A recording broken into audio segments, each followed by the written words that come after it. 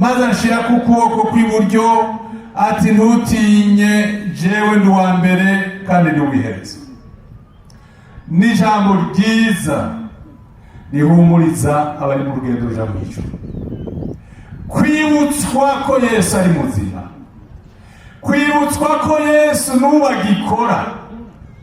Ndagufitiye iganuke, Yesu n'ubu arakora. No kuri uyu musozi yamye arakora n'ubu agirakore. Bangahe bamwiteze Yesu ko akora? Yesu n'abahezagire. Yesu aragufitiye iganuke ryiza, yazanywe no kukubwira ngo ndi muzima. Yesu ariko arasemerera ngo ndi muzima. Yesu ni muzima. Haleluya. Yaduhuye n'amageragezwa, yaduhuye n'intambara, iri jambo ritubera inkomezi ngo Yesu ninde? Ni muzima.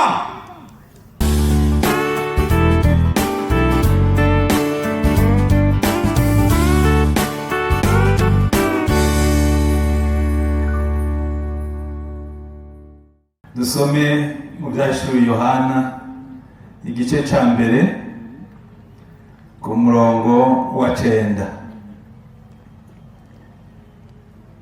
Yesu nahabwa icubahiro. Ibyahishuriwe Yohana igice cya mbere ku murongo w'9 turaza gushishikara aho ndondera cyane cyane ni ku mirongo wa 17 n'8. Uko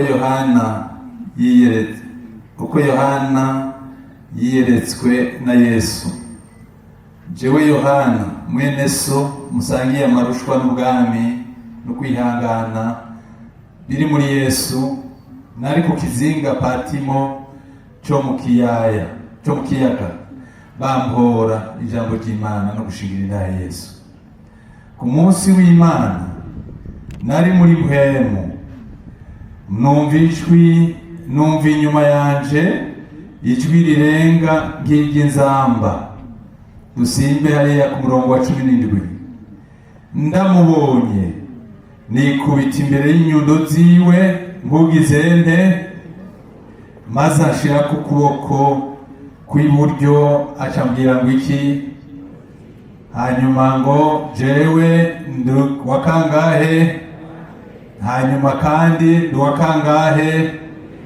Arasubira aravuga ngo kandi ndi muzima, nari narapfuye kandi raba mpora ndi muzima ibihe bitazoshira, mfise imfunguzo z'urupfu n'izikuzimu. Yesu nahabwa icubahiro. Amajambo y'Imana tugiye kuvuga ku bushobozi bwa Yesu Kristo. Yesu afise ubushobozi. Tugiye kubirabira hamwe, niyo majambo numvise two kwibutsanya ishengero rya Gitega.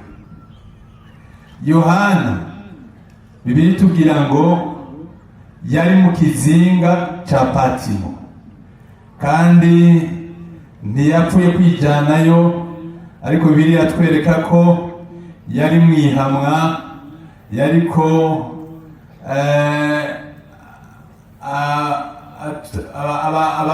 abantu benshi batamwumva, hanyuma batagomba n'ibyo avuga, baca rero bahitamo kumwirukana bamuterera mu kizinga cya Patimo. Aho hantu n'ahantu habi, n'ahantu h'urucekeri h'amabuye, n'ahantu hatagira ibiti, n'ahantu hameze ni mu ibohero, ni mu gasho. Wopfa umuja mu ibohero hakupfungirwa ahantu nk'aho. Ariko nubwo babigize, hariho iganuke ryiza. Yesu ntiyamuhevye, yaramukurikiranye, agumana nawe, aramukurikirana mu kizinga ca Patimo. Yohana ndizigira ko atarafise ivyizigiro byo kuzosubira kumva ijwi rya Yesu. Ariko igihe kigeze, Bibiliya yatweretse ngo ku munsi w'Imana ngo nari muri mpwemu. Yesu nashimwe. Ku munsi w'Imana nari muri mpwemu, hanyuma aza yumva ijwi ataraherutse kumva, ijwi rya Yesu, ijwi ry'umwigisha wiwe. Hanyuma mu gihe cya mbere ntiyashotse amenya ko ari iry'ukuri rya Yesu, kuko yari yaramaze kwihebura no gutakaza ibyizigiro ko atazosubira kumva Yesu amubwiye baganira bavugana. Mugabo ndakunda Yesu, naho uri mu byago aragusangayo. Yesu nahabwa icyubahiro. Ahantu hose uri, ahantu wumva umenga urazigirijwe, ahantu wumva umenga hari ibintu bikuzitiye, hari ibintu umenga utaruhemutse no kubona, ndagufitiye iganuke. Yesu ari ngaha kandi yazanywe no kubonana nawe. Yesu nashimwe. Yesu rero acare aramwiyereka, amwiyeretse si ibyo gusa, ngo aza yumva ijwi, amubonye ngo yikubita imbere y'inyundo ziwe nguvuye, maze ashira ku kuboko kw'iburyo ati ntutinye, jewe ndi uwa mbere kandi ndi uw'iherezo. Ni ijambo ryiza rihumuriza abari mu rugendo ruja mu ijuru. Kwibutswa ko Yesu ari muzima, kwibutswa ko Yesu n'ubu agikora. Ndagufitiye iganuke, Yesu n'ubu arakora, no kuri uyu musozi yamye arakora, n'ubu agira akore. Bangahe bamwiteze Yesu ko akora? Yesu n'abahezagire. Kandi Yesu nawe umenga ntumubona, ari ngaha aho nyene kuri uyu musozi.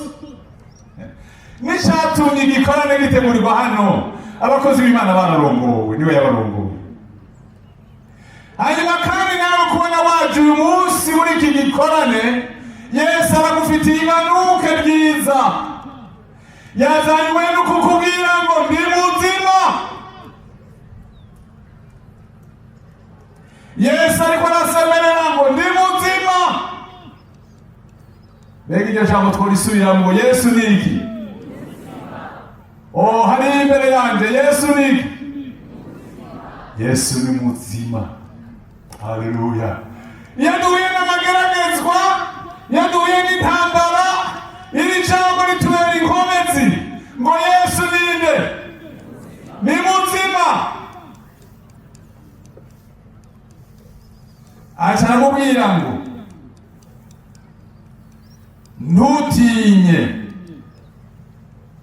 amaze kumushyira ku kuboko ati ntutinye, jewe ndi uwa mbere kandi ndi uw'iherezo. Amajambo akomeye. Yesu nahabwa icyubahiro. Yesu niwe wa mbere kandi niwe herezo. Ariko arasibuka ngo ni uwa mbere, ni uwa mbere, ni uwa mbere. Murayizi? Ivuga ngo iki? Ni uwa mbere, ni uwa mbere, ni uwa mbere yampaye amahoro, ni uwa mbere. Haleluya. Ni uwa mbere, ni uwa mbere yampaye amahoro, ni uwa mbere. Yesu niwe uwa mbere, ni uwa mbere kandi ni uw'iherezo. Imbere yiwe ntawuriho, imbere inyuma yiwe ntawuriho. Yesu niwe itanguriro kandi niwe iherezo. Nta bintu rero biriho twokwishimikiza mu isi ngo tuvuge ngo hari ibintu bikomeye mu isi. Yesu niwe akomeye, kuko iri jambo rivuga ngo niwe wa mbere kandi niwe wa nyuma, ni Alufa kandi ninde? Omega.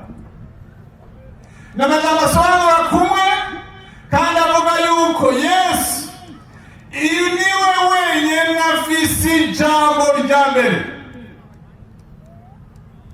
nta wundi afise ijambo rya mbere atari Yesu. Yesu nashimwe. Nta n'ufise irya nyuma atari Yesu. Umurwayi umwe twahuriye ahantu hamwe, baramubwiye bati wewe indwara yawe ntizokira,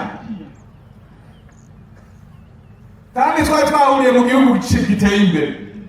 Abaganga baramubwira bati ntuzokira, genda urindire niba uri amezi 6 uzocupfa. Iryo ni ijambo ryande. Uwo ni nde yarivuze iyo jambo? Muganga. Yesu yari bwavuge.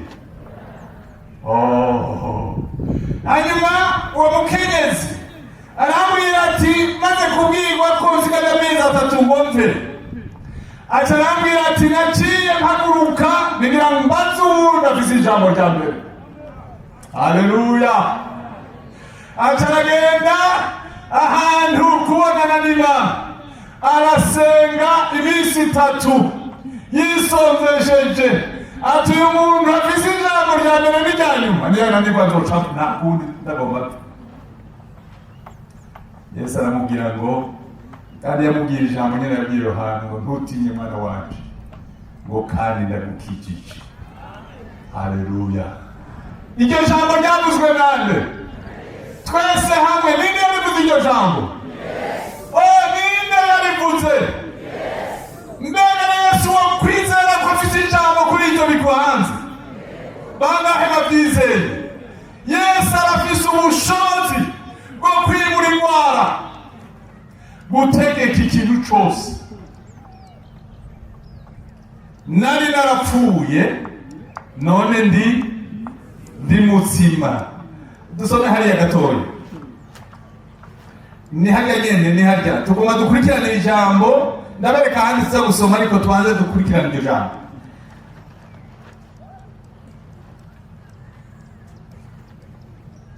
Hariya ngo nari narapfuye kandi mpora ndi muzima gushika ryari ibihe bitazoshira, mfise imfunguruzo z'iki z'urupfu n'iziki. Ibintu biteye ubwoba mu isi ni urupfu. Mbega nivyo gashegera, urupfu rurateye iki?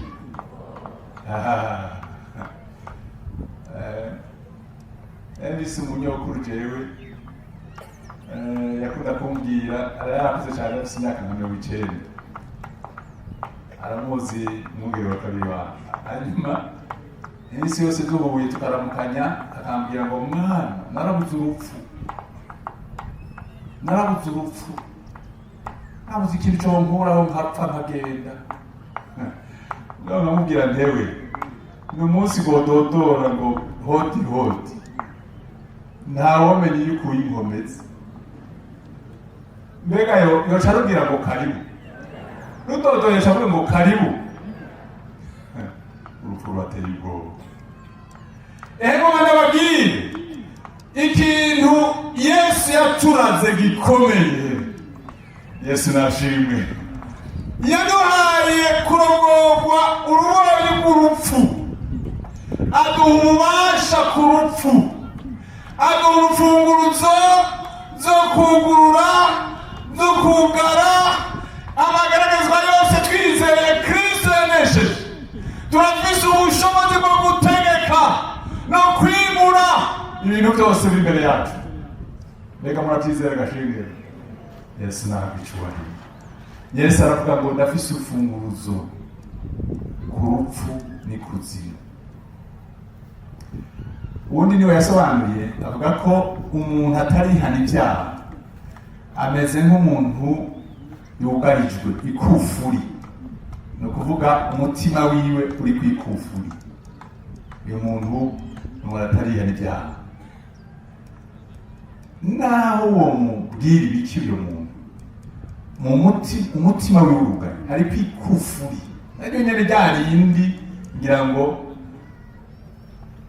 ikufuri ariko ndagufitiye iganuke. Twese Bibiliya ivuga ngo kera nta bantu twarigize, nta bantu twari.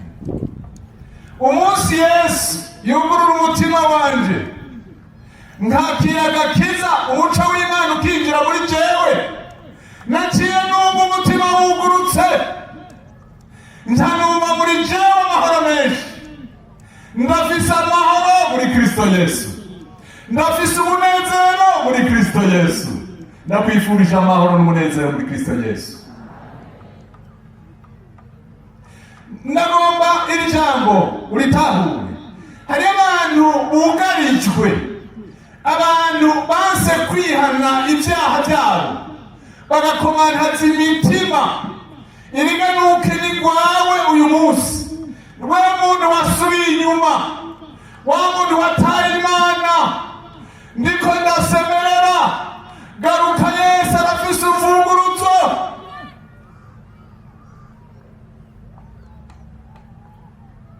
Yesu arafise urufunguruzo. Usubire ugaruke mu ishengero, usubire ugaruke mu muryango w'abizera, usubire ugaruke usangire n'abera, kandi usubire ugaruke dusangire n'ivyizigiro byo kuzobaho ibihe bitazoshira. Muswahili ukiri mu Kiswahili avuga ngo tutaishi milele na milele. Yesu nashimwe. Nico gituma Yohana amaze kumva ayo majambo, yaciye aremuruka mu mageragezwa yarimo, yumva umenga n'ibintu bikorokeye hasi, ibintu bituwe hasi, ibintu bimuvuyeko, ibintu by'inkomezi zitari kuri we, ibintu by'amaganya, ibintu byo kwihebura. Ahantu wenyene yumva ijwi rya Yesu. Yesu arasubira kumubwira ati, Yohana mukunzi wanje.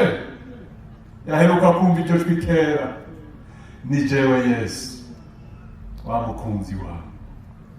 Yesu nashimwe, Yesu nashimwe, Yesu nahabwa icubahiro.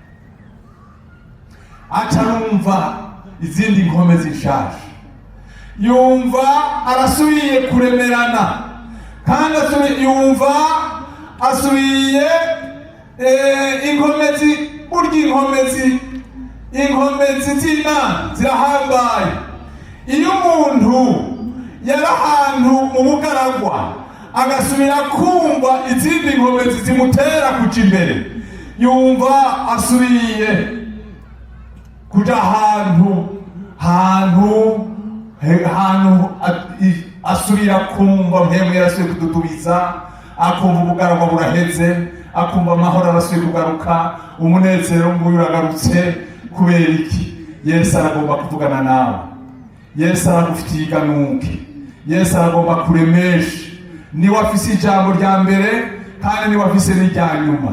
Yesu arashoboye kuri ibyo bintu byawe byose. Naho urwaye indwara abaganga bakubwiye ngo nikira, uyu mugoroba uraza kugeza Yesu. Yesu aragufitiye irindi jambo, hariho irindi jambo Yesu aza kukubwira. Bibiliya iratubwira ngo hariya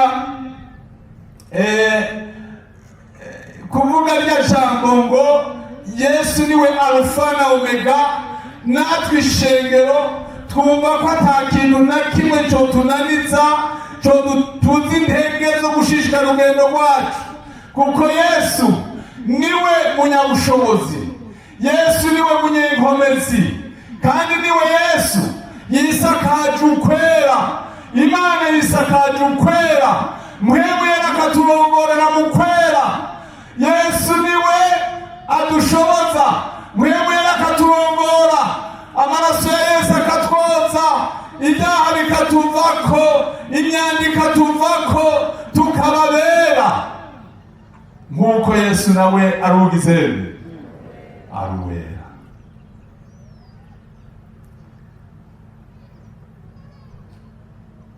Imana, Yesaya ndibuka ingene cyagihe yabona ubwiza bw'Imana, yavuze ngo uwera uwera uwera inshuro kangahe? Imana yonyene niyo yera yera yera. Imana niyo ifise ubushobozi, niyo ifise ububasha. Ivyo bibazo vyawe wizaniye Imana, wataniye Yesu, Yesu arabigutura, umutwaro gutura. Mbega muravyizeye gashengero? Yesu nabahezagiye. Ibikugoye byose, icaha cyakunaniye kwihana neza, kizanire Yesu. Yesu arashoboye. Ubushobozi bwiwe no mu maraso yiwe buraguhingura ubicaremwe gisha. N'aya majambo y'Imana, Yesu arafise ubushobozi, n'uwa mbere kandi n'uwa nyuma, kandi ni Alpha na Omega. Niwe wenyene afise ijambo rya nyuma. Aho hantu uri, Yesu aragomba kuhagukura. Ngwino kwa Yesu bimubwire, mu kanya abaza kukubwira ko woza uze guhaguruka umubwire Yesu, ngomba ndakugeze nanje. Mere nk'uyu mukenyezi yagejeje Yesu agakira indwara yiwe, nuko ntabahejereje yaciye asubira kuri babaganga. Inyuma y'amezi 3 arababwira ati, mwambonye ndi muzima, sindapfa. Yesu arakiza. Yesu nahabwa icubahiro. N'aya majambo y'Imana abayumvise mwese Imana ibahezagiye.